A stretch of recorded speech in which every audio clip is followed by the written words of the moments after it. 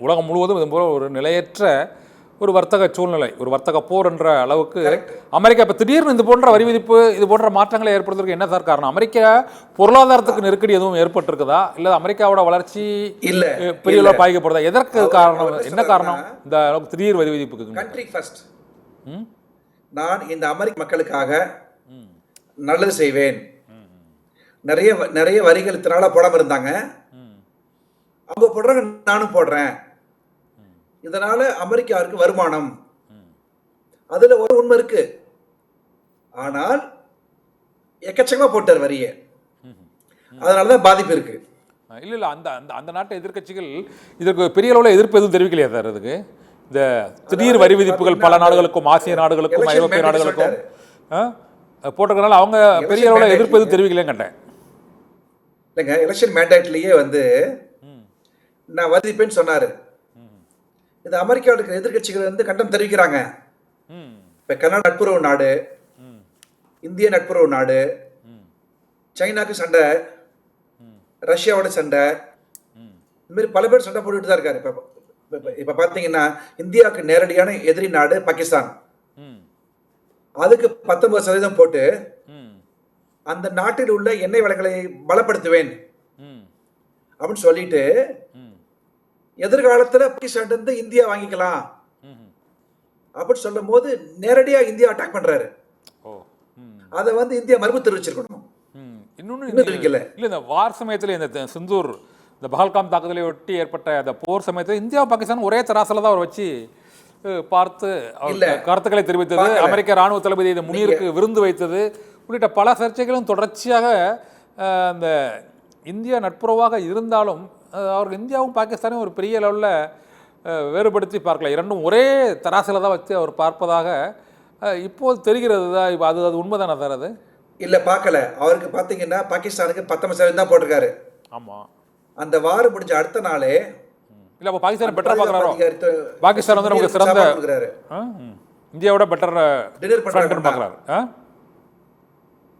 பாகிஸ்தான் அதிபர் இருக்காருங்க, defence minister இருக்கார்ல, மிஸ்டர் முனீர், அவரோட டின்னர் பண்றாரு.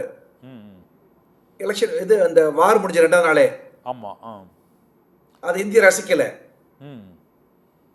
அதனால அவர் இந்தியா ஒரே தட்டுல பார்க்கல. அவர் பாகிஸ்தான் சின்ன நாடு, அங்க எதிர்காலத்துல அமெரிக்கா கால் உண்டிடும்.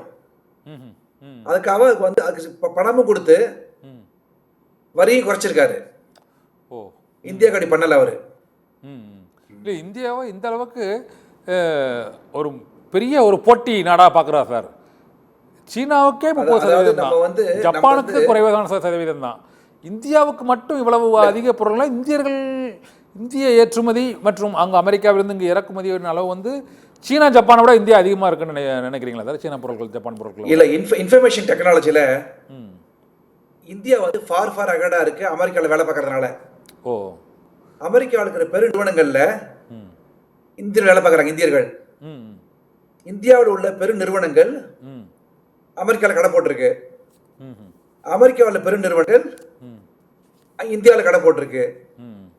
இதெல்லாம் ரசிக்கல அவரு. அதனாலதான் இந்த பிரச்சனைகள் வந்துகிட்டே இருக்கு தொடர்ந்து. கடந்த 8 மாத காலமாக H1B விசால ப்ராப்ளம், F1ல ப்ராப்ளம், நம்ம வீட்டு பிள்ளைங்க அந்த ஊர்ல போய் படிக்கிறது சிரமமா போயிடுச்சு, வேலைவாய்ப்புல பிரச்சனை, அடுத்து இப்ப டாரிஃப் போட்டாரு. அப்ப தொடர்ந்து இந்தியருக்கு இறங்குமுகமாவே இருக்கு. அப்ப நம்ம இந்தியாவில் எக்கச்சக்கமான பொருட்களை வேறு சில நாடுகளுக்கு தொடர்ந்து வித்தாதான் இதை சரி பண்ண முடியும். அமெரிக்கா மட்டும் நம்பிட்டு இருக்க முடியாது. இல்லை, இப்போ அமெரிக்காவோட நேரடியாக இருக்கக்கூடிய ரஷ்யாவோ, சீனாவோ, ஈரானோ, சிரியாவோ உள்ளிட்ட பல்வேறு நாடுகள் பாதிக்கிற அந்த விகிதத்தை விட இந்திய சந்தையில் இது ஒரு பாரதூரமான விளைவுகளை இந்த வரி விதிப்பு ஏற்படுத்துகிறது. ஒன்று. ரெண்டாவது, நேரடியாக உடனடியாக பாதிப்பு அப்படிங்கிறது இந்திய சந்தையில் என்ன பாதிப்பு உடனடியாக அது ஏற்படும்? அது ஆடை அணிகளின் துறையா, அல்லது வாகனத்துறையா, அல்லது ஐடி செக்டரா, அல்லது இந்த வேளாண் துறையா? எது உடனடியாக பாதிப்பு ஏற்பட்டு பெரிய அளவில் இழப்பு நமக்கு ஏற்படுவதற்கான வாய்ப்பு இருக்குது சார்? அதான் சார் நேற்று வந்து எக்ஸ்போர்ட்ஸில் மில்லியன்ஸ் திங்ஸ் வந்து அமெரிக்காக்குள்ளே போகணும், ம் அது போகலை. ஓ எக்ஸ்போர்ட் ஏன்னா இப்போ டாக்ஸ் கட்டணும். இது இது இது இதா ஏற்கனவே இருக்கு நம்ம ஜவுளிகளா ஜவுளி பொருட்களா என்ன பொருட்கள் எக்ஸ்போர்ட் என்ன பொருள் பழைய வரி வச்சு வந்தோம். ம் ம் textiles textiles okay hmm hmm and chemicals oh and medical items. ம் இன்னைக்கு என்ன சொல்கிறாங்கன்னா ம் குறிப்பாக டைமண்ட்ஸ் வந்து ரொம்ப விலை எக்ஸ்ட்ரா போயிடும். ம் அவங்க இப்ப நம்ம இந்தியாவில் வந்து டைமண்ட்ஸு, கோல்டு, டெக்ஸ்டைல்ஸ், கெமிக்கல்ஸு, ம் அப்புறம் வந்து மெடிக்கல் ஐட்டம்ஸு, ம் இந்த சாப்பாடு இதெல்லாம் பண்ணுறது வந்து நிச்சயம் பாதிப்பை ஏற்படுத்தும். ம் ம் இப்போ நீங்கள் யதார்த்த உண்மையை சொல்கிறேன் கேளுங்க. ம் கடந்த 3 மாத காலமாக ம் அமெரிக்காக்குள்ள ம் வர வேண்டிய பொருட்கள் குறைஞ்சிருச்சு. ஓ இது வந்து அமெரிக்கர்களுக்கும் பாதிப்பை ஏற்படுத்தும். ஓ மற்ற உலக நாடுகள் இருந்து கடந்த 3 மாத இந்தியாவில் காலமாக இருந்தால் மற்ற எல்லா நாடுகளிலும் இருந்து வரக்கூடிய பொருட்களின் அளவா அமெரிக்காவுக்கு இல்லை, குறிப்பாக இந்தியாவிலிருந்து போராடிக்காரர்கள் ஓ சரி ம் ம் அண்டு மற்ற ஊர் ம் வியட்நாம், ஜோர்டான், ம் சைனா, ம் இதெல்லாம் ஏன்னா டேரிஃப் என்ன போடுவார்னு தெரியாதுல்ல. ம் ம் இப்போ நேற்று அனௌன்ஸ் பண்ணிட்டாரு. ம் இப்போ 3 மாத காலம் வரதுக்கு முன்னாடி ம் ஒரு டிஷர்ட் 100 ரூபா விற்றது, ம் நீ 150 ரூபா. ம் ம் அமெரிக்கா ஆனால் 100 ரூபாய்க்கு தான் நான் உங்கள்கிட்ட பில் போட்டிருக்கேன். ம் அப்போ எப்படி பணம் தருவான் அவன்?